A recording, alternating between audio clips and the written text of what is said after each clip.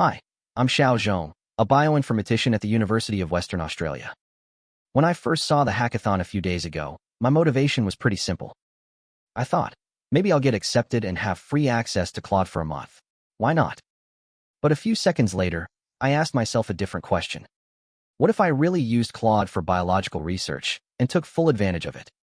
Could I build something genuinely useful? Could I test all the ideas I've had in mind in just a few days? So I chose mesothelioma, an aggressive and difficult-to-treat cancer. It's especially important in Australia, which has one of the highest incidence rates in the world due to its historical use of asbestos. There's still no effective method for early diagnosis, and treatment options remain very limited. Once patients are diagnosed, the median survival is typically around 1 year. Another major challenge is the lack of data. Only a few hundred public cases have comprehensive multi-omics datasets. The goal is to use Claude to automate the retrieval and integration of public multi-omics data across genomics, transcriptomics, and epigenetics, and to systematically identify survival-associated features that reproduce across cohorts.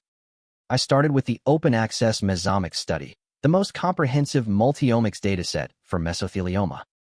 It includes about 120 patients and roughly 25,000 molecular features. That highlights the core challenge of rare cancers, high-dimensional data, but very few patients. This is my feature selection workflow. It combines repeated train tests, split screening, univariate analysis, and epistasis-based selection. Then bootstrap resampling identifies the most stable and reproducible features. It's designed for the key challenges of rare cancer data. A small number of samples, a very large number of features, and high correlations among them. I train on Mesomics, with 6 omics layers in a single namespace. Every panel is validated by transferring its survival prediction to 5 independent cohorts. And the benchmark is one fair fight. Every method starts from the same pre-screen pool and the same evaluation. I compare against SDS, DeepSurv, LassoCox, XGBoost, and Random Survival Forest. All properly tuned, so none is handicapped.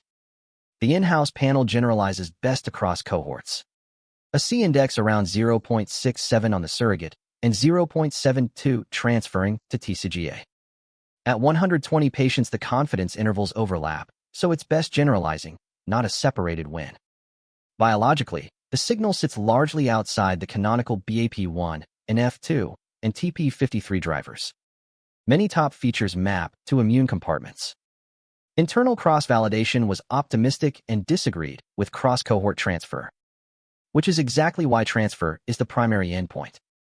And 35 of 40 selected genes are detectably expressed in plurisingle-cell data. Finally, each gene is reframed as a drug discovery target. Its direction of effect, cell of origin, druggability, and immuno-oncology relevance. The result is a short, prioritized target shortlist for a cancer that badly needs new therapies.